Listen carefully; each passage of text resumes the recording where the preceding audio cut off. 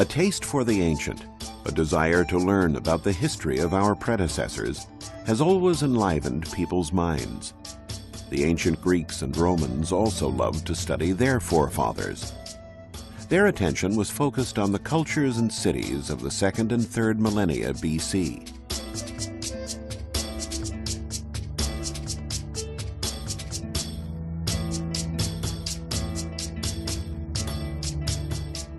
Among the ancient civilizations of interest to Greek and Roman historians were the Egyptians along the Nile, the Assyrians and Babylonians on the Tigris and Euphrates, and the pre-Hellenic societies of Greece, the Minoans on the island of Crete, and the Mycenaeans in the Peloponnese, who inherited their power.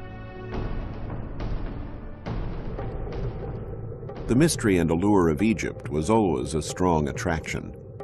The age of the pharaohs had long faded by the 2nd century BC, but the traces of that glorious past were still to be found everywhere. Inscriptions carved into the columns of temples told of grand deeds.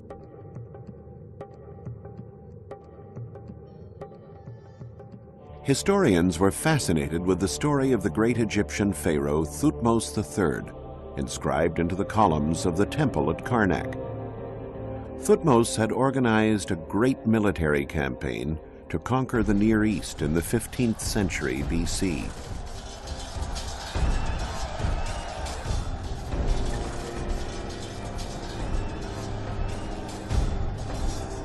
When Thutmose reached those lands, however, he found that many of the very ancient Babylonian cities on the Tigris and the Euphrates had already been reduced to majestic ruins steeped in history. Of those ghost cities, one in particular has had an irresistible allure for historians: Ebla. Ebla was a legendary Assyrian city north of the Euphrates, and the capital of an important ancient kingdom. But the ensuing centuries buried the ruins in sand, erasing all traces of the settlement from human memory. Apart from the inscription at Karnak, all that had remained of Ebla was a citation in the Bible.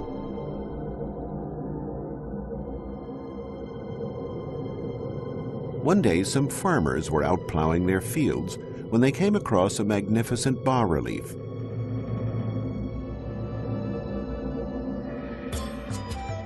The news attracted an Italian archaeological team who unearthed pottery, elaborate utensils, and the torso of a statue bearing a votive inscription that clearly specified the name of the city. Ebla had been restored to existence.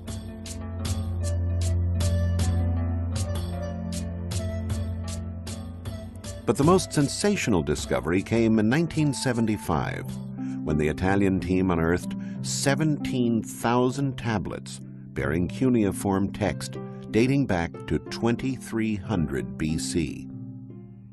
Once translated, they were discovered to be commercial treaties and administrative and legal documents. Paradoxically, that immense treasure was preserved through the millennia thanks to a violent act of destruction. Around 2300 BC, the city was attacked and razed to the ground by King Sargon of Akkad.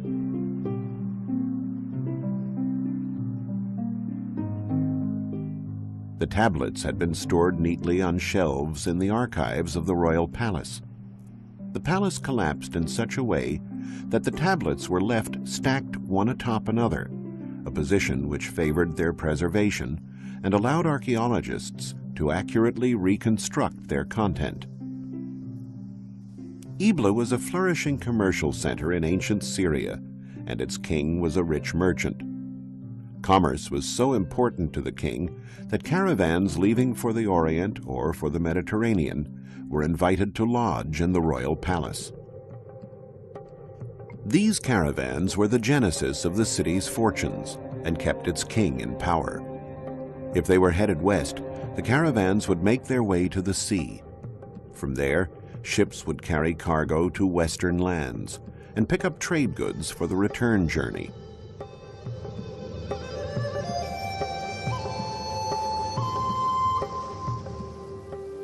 Some of the goods that traded hands included fine pottery and art, but also much-needed metals for weapons and armor. Sailing the Mediterranean at that time, however, was a great risk. Whoever had the biggest ship controlled the seas. And for a long time, it was a population known for acts of piracy who dominated the Mediterranean, the Mycenaeans. Between Mycenaean Greece and the Orient, there was a city that preyed on ships traveling along the Hellespont toward the Black Sea, the legendary Troy. The Mycenaeans fought a war against this city that has captured the imagination of historians and generations of students.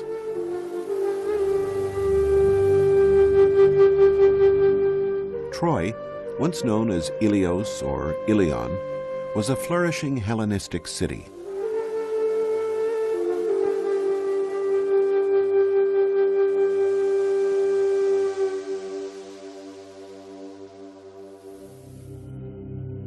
It was also one of the greatest mysteries challenging archaeologists.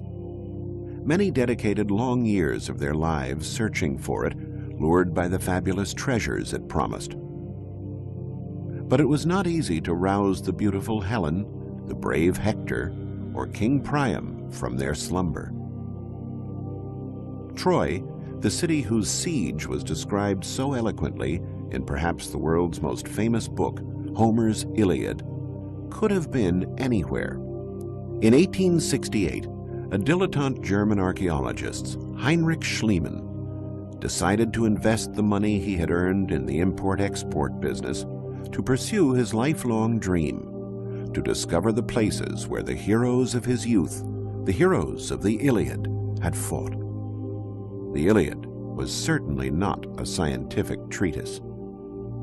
Before being committed to writing around the 5th century BC, it had been handed down through generations by way of oral tradition and referred to events that had happened hundreds of years earlier. Yet Schliemann decided to put his faith in the text. Many archaeologists were hunting for Troy, and they looked for it on this hill, known as Bunarbashi, in an area between the Turkish cities of Çanakkale and Izin.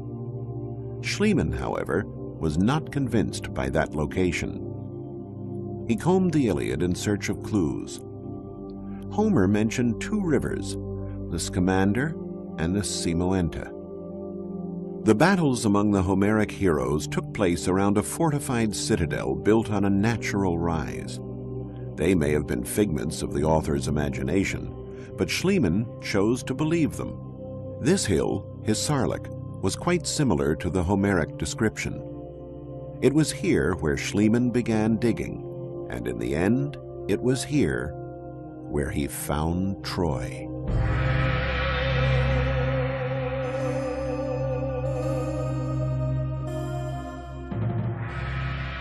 Nine different cities, one built upon the ruins of another, emerged from the excavations. From the second layer, Schliemann discovered amazing treasures, cups and vases, weapons, golden jewelry and buttons. He thought he had found the treasure of Priam. We now know that these jewels did not belong to the Trojan king of the Iliad. Modern archaeology, a science based on rigorous analytical methods far removed from the intuition that guided Schliemann, has dated the objects to several centuries before the Battle of Troy, attributing them to a royal family from the 3rd millennium BC. But for the German archaeologist, the findings were none other than the treasure of Priam. His belief was supported by the evidence of fire in the layer where he found it. And Homer had said that Troy was burned to the ground by the Mycenaeans, who entered the city after a 10-year siege thanks to the stratagem of the Trojan horse, which now stands in replica on the site. Schliemann thought that the Troy attacked by the Mycenaeans was the same fortified city he had excavated, laid out in this plan dating back to the 3rd millennium BC. A city surrounded by walls barely 400 feet in diameter would hardly have stood up to 10 years of siege, nor been able to house Priam's court. According to recent studies by teams at the universities of Tübingen and Cincinnati, in the 2nd millennium BC, the era of the Mycenaeans' conflict, Troy was encircled by these much more extensive defensive walls, and probably grew even more toward the end of the 1st millennium BC.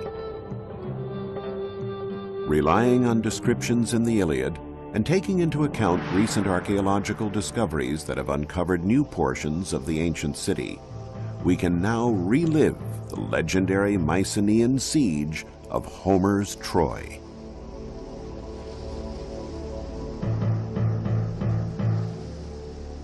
This is what the Mycenaean soldiers would have seen when they landed in force from the sea to challenge the city.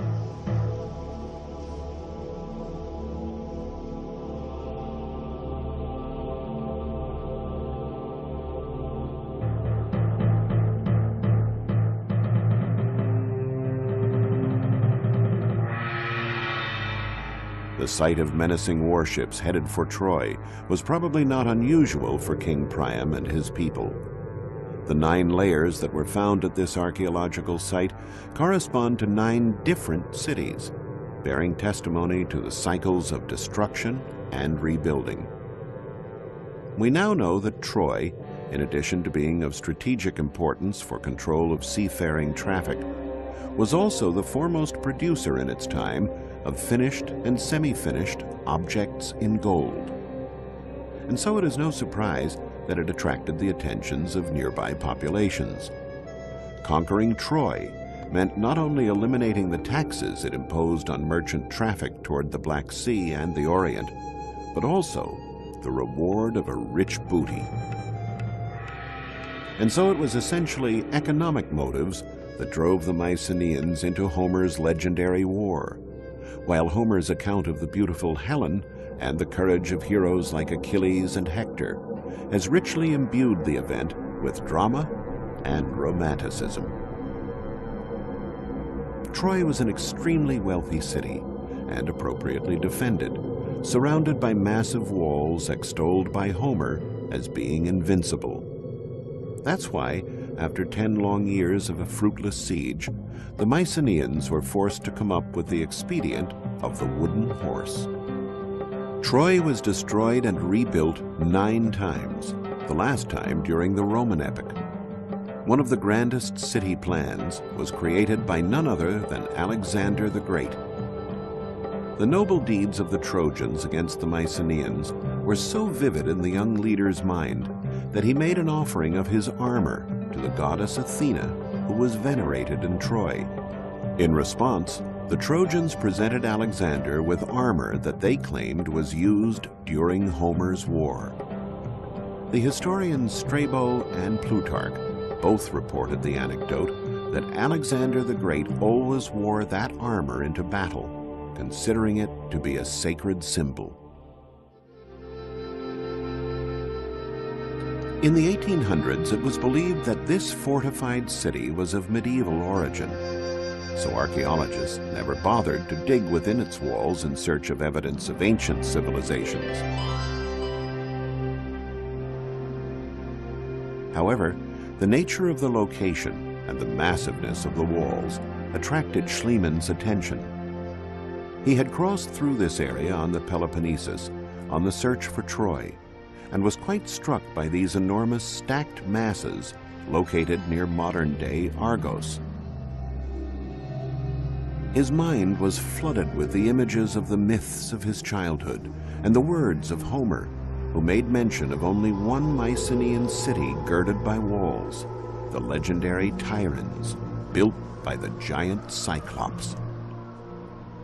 Schliemann, inclined to live out the dreams of his youth and to take seriously the contents of ancient books, refused to accept the idea that that gigantic fortress dated back only to the Middle Ages.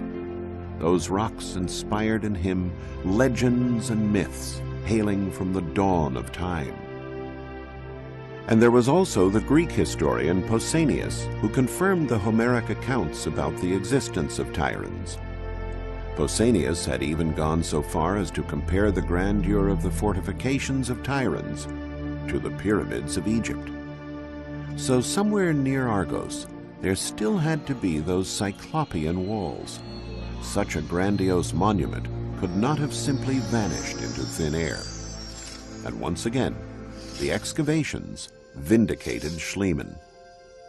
At the top of the citadel, the ruins of a marvelous palace were found, with frescoes in Minoan style dating back to the 2nd millennium BC.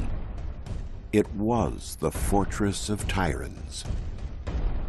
And once again, a destructive war was the reason for the preservation of all that beauty.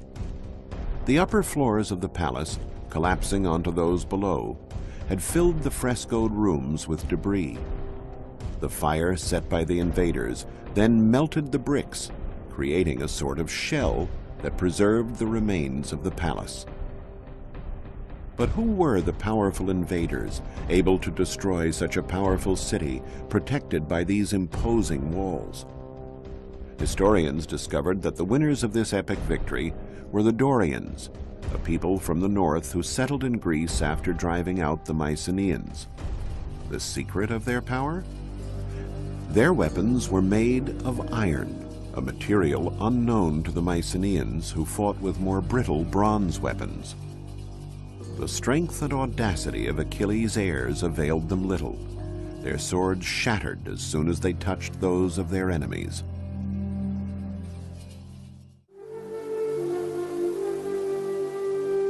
One Mycenaean city stood out above all others, the city that gave its name to the great conquerors of Troy. It was called Mycenae, a city recorded by Homer as having an abundance of gold. Its monumental gate, overlooked by 2 lions, still inspires awe. This was the realm of the great king, the leader of the legendary expedition that destroyed Troy, Agamemnon. The intrigue surrounding a legendary locale has always been a strong stimulus to archaeologists. Where was the tomb of Agamemnon? Had he ever really existed? Had Mycenae's golden riches, recorded by Homer, been spared the ravages of time? Pausanias, in his writings, said that Agamemnon's tomb lay within the walls of Mycenae. But the city was surrounded by 2 sets of walls, an external one that protected the dwellings, and an internal one to protect the royal citadel.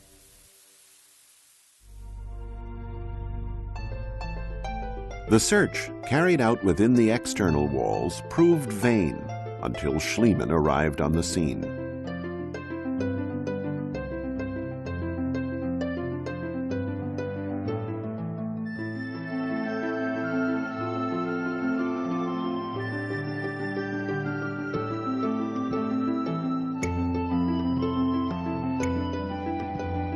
The archaeologist sunk his shovel near the Lion Gate, inside the royal citadel.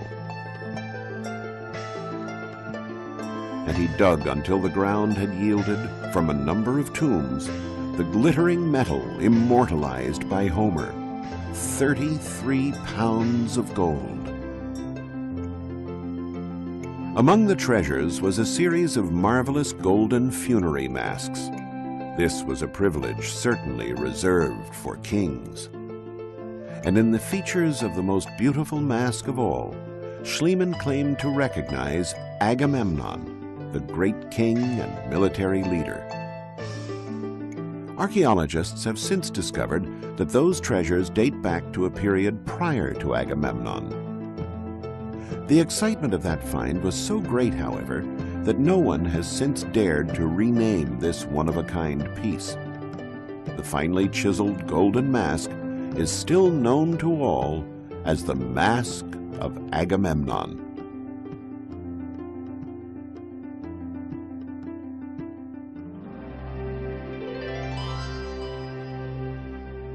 Schliemann had reached the heart of the Mycenaean civilization, the legendary home of its great king.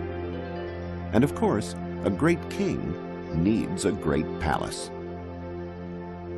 Entering these rooms, recreated here according to Homer's description, we can see what a profound influence the Mycenaean culture had on the Greeks. The Mycenaean civilization handed down its own image to posterity, partially through architecture.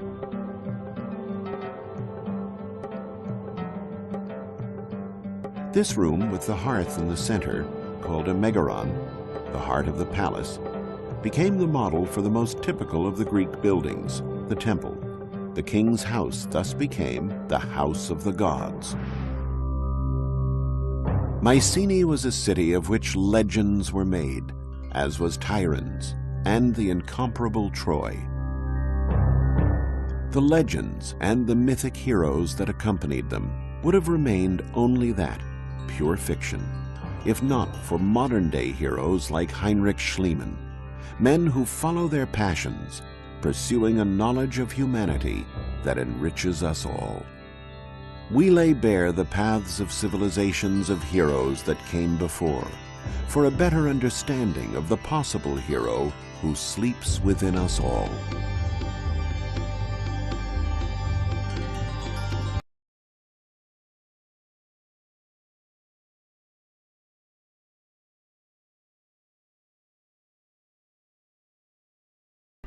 The Mediterranean Sea, 5th century BC, a great commercial network created by the Phoenicians.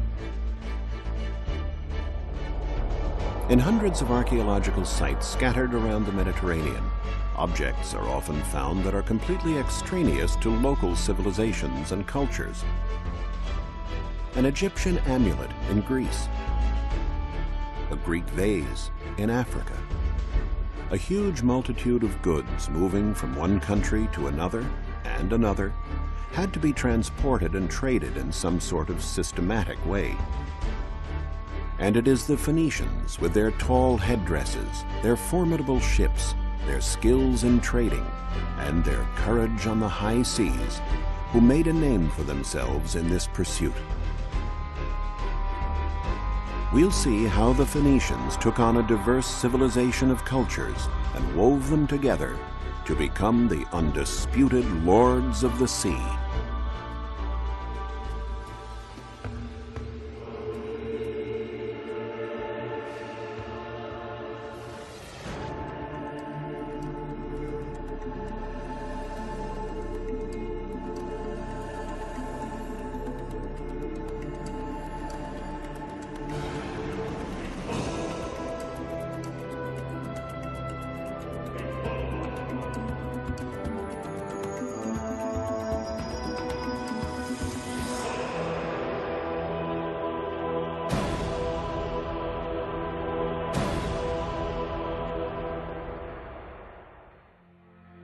The Phoenicians originally came from what is modern-day Lebanon. They were organized into city-states, the most important of which was Tyre, whose magnificent Roman ruins are still standing. The easiest way for Phoenicians to increase their prosperity was by contact with other peoples, and the quickest route to new lands and cultures was the Mediterranean. They soon became outstanding sailors and astute traders, indeed the very best.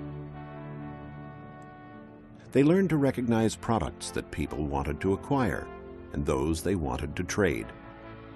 And they started sailing and trading as far back as the 2nd millennium BC. To support their trade, they set up ports and founded colonies, built warehouses, and created a network of routes that touched on neighboring countries such as Egypt, Greece, the Magna Graecia, and Carthage in North Africa. Then they went on to reach Sardinia, the Mediterranean and Atlantic coasts of Spain, and farther south, along the coast as far as Senegal, and north to England and Ireland. A network of this size with hundreds of colonies and thousands of ships had to be well coordinated. For years, scholars speculated as to how the Phoenicians were able to communicate with each other in those remote times, to organize warehouses and trade in such a variety of goods.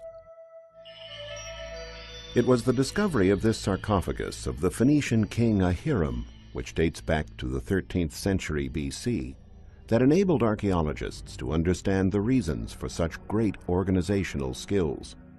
Engraved on the sarcophagus is the most ancient example of writing in alphabet form. It is composed of letters and not hieroglyphics. The Phoenicians were the first to invent an alphabet, a factor that proved indispensable in establishing their great trading network.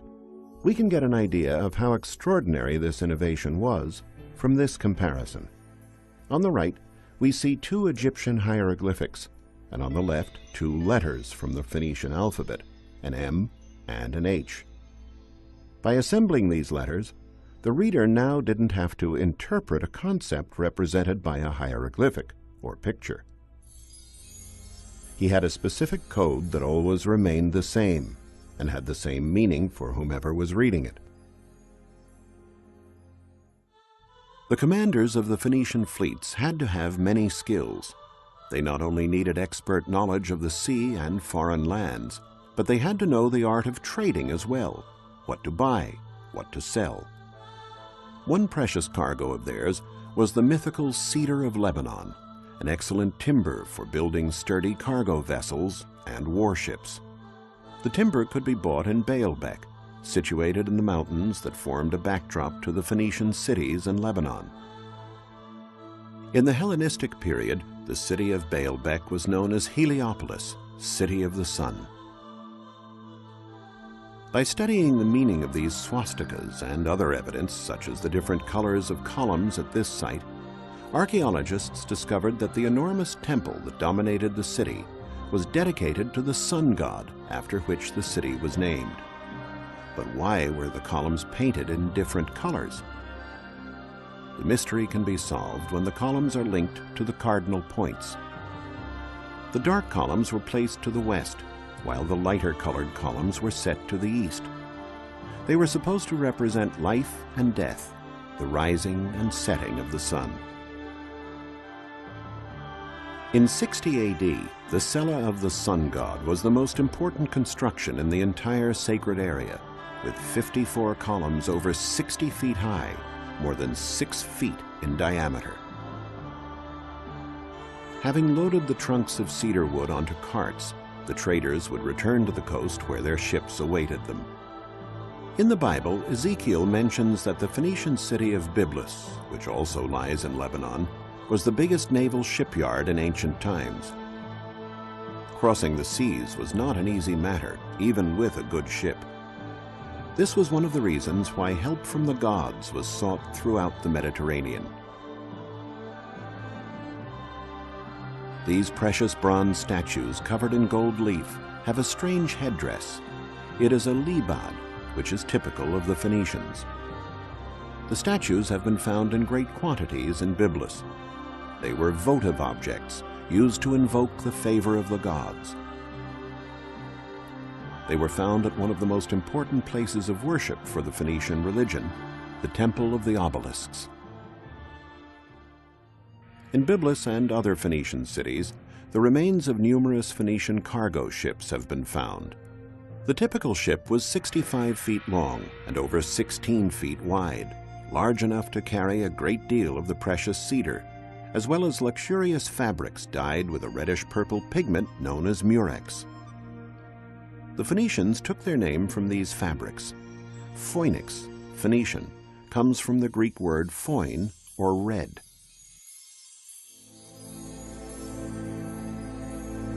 This precious cargo could have been exchanged in any port. But a wise fleet's commander might seek out a product that could be worth its weight in gold, a kouros. A kouros is an exemplary model of harmony and proportion in the male body. Many of these statues, dating from the Archaic period, were discovered on the island of Rhodes near Comoros. Excavations nearby unearthed these celebrated vases, which are known as the vases of Phikylura. This concentration of arts and craftsmanship on this island can be explained by the fact that Rhodes lay at the hub of important trading routes. To break up the long sea journeys, the ships sailed from island to island, and Rhodes was an obligatory port of call. Here is the dry dock, or coffin, of the colony, which has been preserved intact for millennia. Here the Greeks were offered the fabrics and cedar for their ships.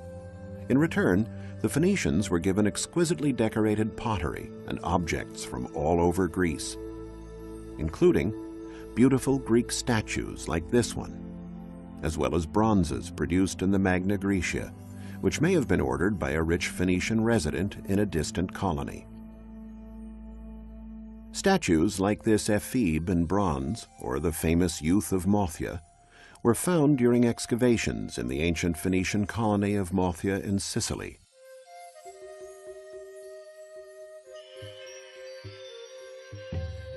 The statues testify to the level of Phoenician trading in the Mediterranean, a veritable cross-cultural exchange. The ship, now loaded with vases, statues, and jewels, continues its journey to the west. It sails past the Pillars of Hercules at the Isthmus of Gibraltar and heads south along the Atlantic beaches of Africa between Morocco and Guinea. The Phoenicians were the only people brave enough to venture into the Atlantic. Ancient peoples were terrified of passing the Pillars of Hercules because they believed that beyond lay the end of the world. What was it that pushed the Phoenicians so far? The Greek historian Herodotus documented it in his writings. It was gold. The Phoenicians unload the merchandise and lay it out on the shore. Then they go back on board their ships and send up smoke. The locals see the smoke and place the gold that they are offering in exchange beside the merchandise. Then they withdraw. The Phoenicians descend from their ships and examine it. If they calculate that the quantity of gold corresponds to the value of their merchandise, they take it and leave. Otherwise, they go back to their ships and wait until they are satisfied. The African peoples were very taken with the showy Eastern goods and quite indifferent to the yellow metal that was found in such abundance there. This was the great bargain for the Phoenicians, leaving inexpensive pottery and jewelry and setting off again with gold. The ship would now head north. Excavations in England and Ireland have revealed that the Phoenicians reached even these far-off lands. Numerous finds have indicated that in exchange for pottery and jewelry, the northern peoples gave tin, a metal that was in great demand for producing bronze and the other alloys used by the Phoenicians and Greeks. Ireland was the most northerly landing point for Phoenician voyages, and having traded their goods, the sailors could now make the return journey.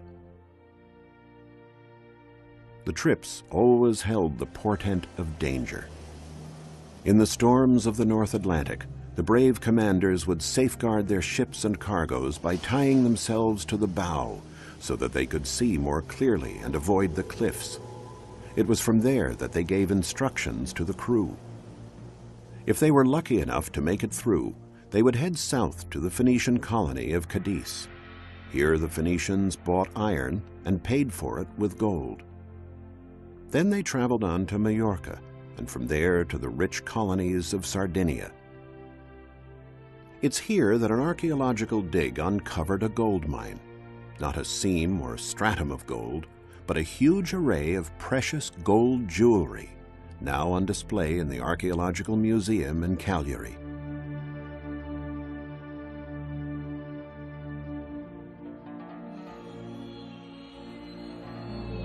Since Sardinia has never had gold deposits, the precious metal must have come from Africa on Phoenician ships.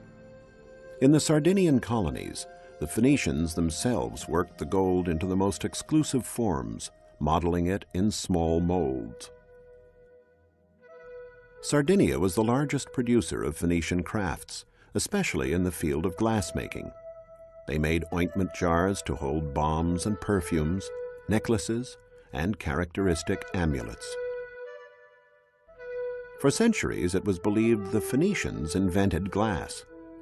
While science no longer holds with this theory, they definitely were peerless masters in the field of glassmaking. For many years, archaeologists pondered the reason for the ambiguous smile on grinning masks like this one. They also didn't know the reason for the long arms on certain statues. Only after years of research did they find the answers. The masks were used to ward off evil spirits from the tombs.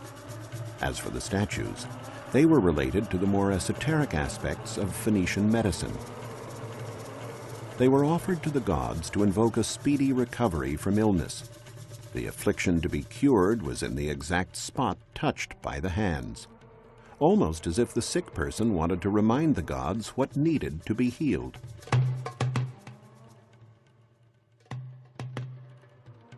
Walls and the sea. A combination like this generally implies that we are dealing with a Phoenician emporium or trading center. The archaeological site of Tharos in Sardinia may not have any large architectural structures still standing, but it is one of the most eloquent when it comes to ancient urban design. Here, Phoenicians would have traded the iron, lead, and part of the tin and gold they had for precious jewels. Tharos was one of the largest producers of jewelry of the period. Among the many Phoenician remains here is a completely extraneous round construction called a nuraghe that was typical of the Pelites, the ancient inhabitants of Sardinia who were conquered by the Phoenicians.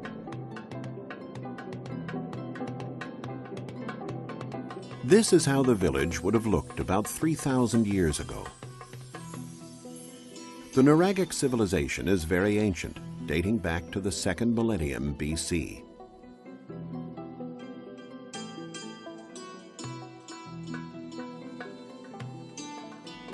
Their settlements were very compact, with narrow winding streets which made it easier to defend the village from enemy incursions. The houses of the ancient Sardinian people were a combination of fortified towers, granaries, workshops, and dwelling places. There was no distinction made between the function of the various constructions. There was only the nuraghe, a unit where productive and family activities were carried out around a fire, the main focus of the house. But what exactly does the word nuraghe mean? It seems to come from the way their dwelling was constructed. In the ancient local language, nur meant mound. As we can see, the walls of the constructions are thicker than the dwelling area. They were built with heavy stones heaped on top of each other without the use of mortar. The constructions reached heights of more than 65 feet without using any lime, and they are indeed mound-like.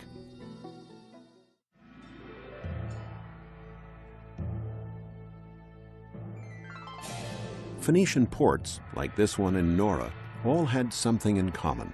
They were situated near promontories. In this way, ships could be moored on both sides of the promontories, creating a larger dock area. The only thing the Phoenicians looked for was to be able to land quickly, get their business done, and then set sail again. These are the foundations of the Phoenician quarter in Nora.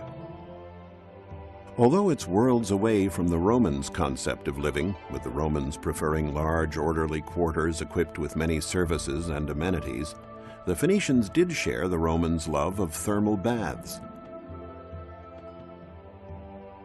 The baths here in Nora are decorated with rich mosaics. The theater here is also quite spectacular. Dating from the 2nd century AD, it is one of the most fascinating monuments in all of Sardinia.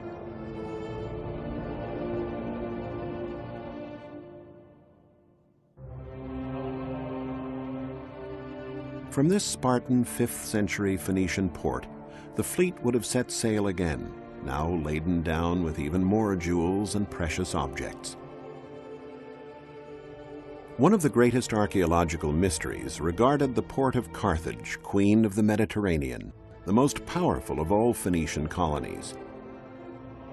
The Greek historian Appian, a native of Alexandria in Egypt, tells us that the port had 2 harbors, the rectangular commercial port and the round military harbor with an island in the center.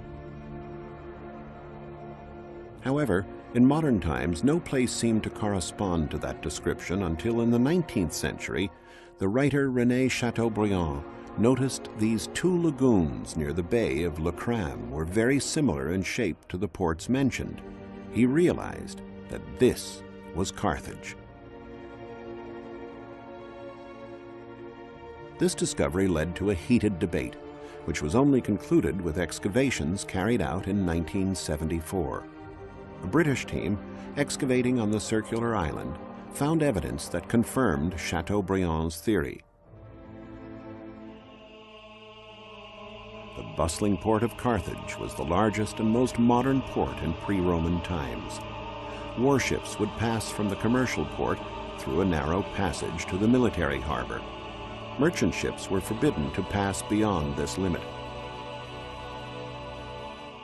The ship that is entering the port is a trireme with 3 tiers of rowers, though the Carthaginians also had quadraremes and quinquiremes, which can be compared to modern-day battleships. All the ships returning from war missions, by which Carthage dominated the Mediterranean and protected Phoenician trading routes, were moored in this port. It was circular, with a round island in the center, known as the Island of the Admiralty. There were dry docks both on the island and in the outer perimeter of the port.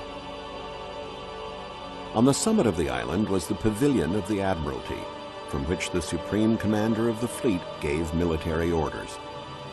A bugler and a herald, armed with flags, controlled the traffic of ships in the port. If a trumpeter signaled to turn left, there had to be room enough to make the maneuver. The basin of water in which the ships moved was thus over 300 feet wide, the same diameter as the Island of the Admiralty on our right. There were 30 berths in the center and 140 on the outside. Since some of the very deep central moorings could hold 2 ships, there could have been 200 ships in the port at one time. The military port in Carthage was always packed in winter, since bad weather made it dangerous for the ships to be out on rough seas.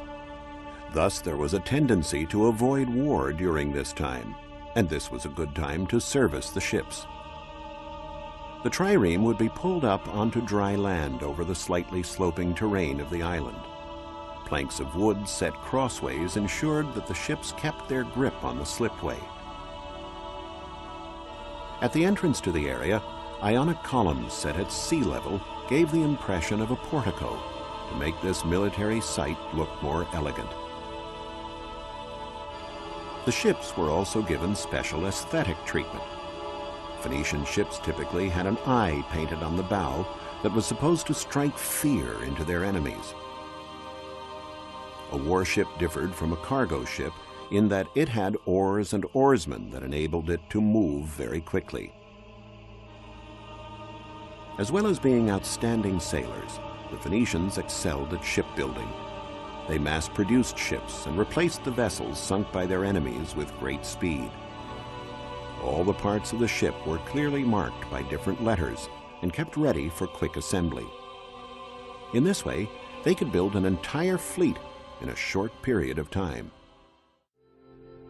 The busy commercial part of Carthage, however, was the Bursa, the Acropolis of Carthage. This is where the major transactions, the trades and selling of jewelry and glasswork brought from Sardinia, would take place. These goods were in great demand in Carthage. On their way home, the ships might also sail up the Nile to the grand and mysterious kingdoms of the pharaohs. Despite the fact that Egyptians followed the cult of the hereafter, the royalty adored earthly treasures. The Phoenicians would have traded the jewelry from Pharos for linen, a hard-wearing fabric that only the Egyptians knew how to make. This material was indispensable for the robust sails used on Phoenician ships. They might also have purchased rare and exotic goods greatly sought after at the Persian court, namely monkeys and crocodiles. Finally, completing the loop and reaching the town of Tyre, they could sell the exotic animals to the Persians and the linen to their fellow countrymen. They'd be left with gold, silver, and a lot more money than they would have paid for the cedar back in Baalbek. Through their travels and their trading, their ancient wheeling and dealing, the Phoenicians formed links with most of the known world at that time, enabling a variety of peoples to share the best that distant cultures had to offer. The Phoenicians, undisputedly, the master merchants of the Mediterranean.